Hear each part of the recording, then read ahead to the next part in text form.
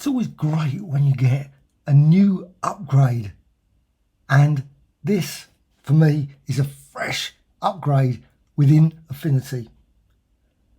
BORIS Optics, it is now supported in Affinity. I think BORIS Optics is probably the best plugin that I've ever used. It's got so many features.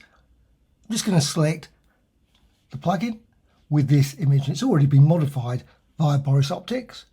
Go to Pixel, Filters, then down to Plugins. Now in the past, there was nothing there.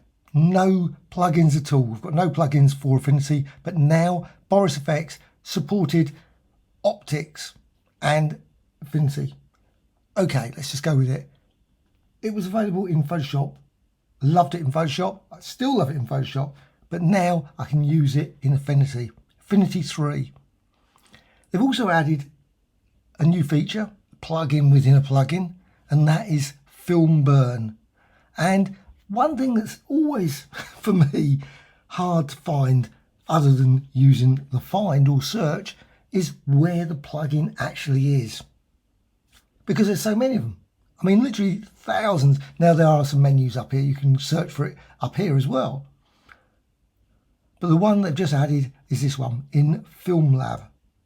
Tucked away there, and I'm just going to select that. Just click it and you get the default just applied. And you can see what you've got down the side. You've got all these presets and you can just try them out. Now, at the moment, I've just got it and I'm just trying it out. And this, it's got so much functionality that it's probably impossible to go through it in a few minutes.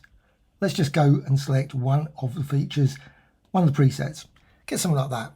Very quickly, it applies an X. Or one over here, you can see it's got the word head applied. Or one of the presets here, and you can see a whole variety of different film burn effects. Great thing about it, if you go over here to the layers, is you can, if you get the result of one of those effects applied, is you can very quickly just go over here and change the blend mode for it. So go over here and multiply. So instead of using just the normal one, you now get this one, multiply or lighten, etc. But also what you got is lots and lots of parameters over here. In fact, so many. Luckily, there is a variance feature that's really good, variations feature that I really like as well. Let's just go through it. So you get a flash, you've got flash 2, flash 3, you got this leader one, and you can just select that. You got writing. Now, you notice just then, just as soon as I selected that one, that brings up the variations. So if you just select it, you see you get two. I assume that's still the same. You get two variations, and it's great for exploring a whole load of different effects.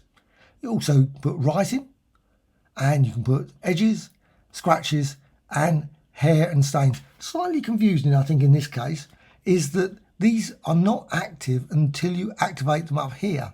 Personally, I think they should actually have the entry here, and then you can obviously write in, so you could then obviously expand out there. But putting it at the top, you don't know it's active or not, and you keep trying, you think, well, nothing's changing. The reason being, or if you change something here, it should automatically update it here. Makes sense, I think, personally, but it doesn't.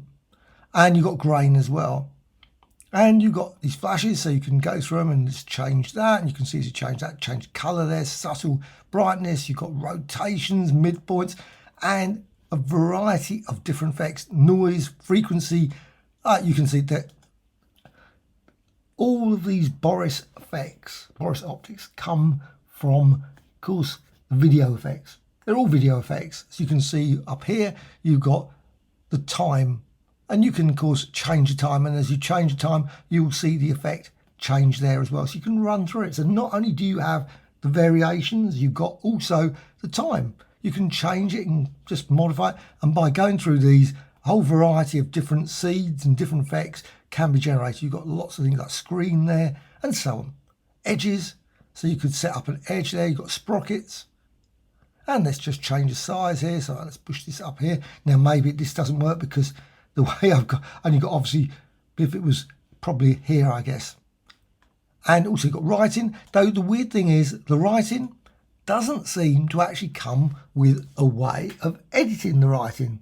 Now, maybe I'm missing something at this point. Please put in the comments below if you can know where or if you can put your own writing into it. It seems to have already some pre-built writing, but there doesn't appear to be actually any way of adding your own writing, which would be brilliant. You know, you could put anything in it and have obviously this wax pencil style. It's got a number of styles as well. You also got scratches, and you can then modify that, and you can see then you've got these lines, lengths, you can change that, various scratches, gaps between them, gaps frequency, and dust, you can add that as well. Again, this is all obviously from the video film world. So all these things, and there's also lots of other ones you can work with. So grain, you can see you can add that and so on. Of course, if you want to add another one, let's just go over here, layers. You can add another layer, and you can then select one of these other ones. And there's lights as well. So you've got edge light effects. You've got this one, which I think is absolutely brilliant. Just click here, and you can see then you get all these presets, literally hundreds and hundreds of presets you can select and apply a grain or whatever lights, color effect over the image. You've also got particle illusion, which you actually go into a particle editor when you select that and use one of those, and that's got thousands of functions. And also there's other ones as well. So many. There's various ring effects and much lens flares, etc. And also you've got masks. Apparently there's some new features with masks, and that's another thing to explore in future videos. But for me, I am super excited that we've now got BORIS Optics in Affinity. So if you haven't tried out BORIS Optics, just go over and check out their site, BORIS, and go and find out all the functionality. You may find something you think, you know what, that is an effect, a tool that I could really use. And personally, I think it's absolutely superb. Now, I don't know how stable it is. Hopefully it's very stable. I do not know. I've only just put it on. I've only just installed it. It took a few minutes to install. Obviously it's downloaded, etc. And obviously it was updating itself and all those sort of things. And there's obviously a lot more functionality I've got to explore. Any thoughts, comments? Please let me know in the description. In the comment section. You know what I mean. Bye.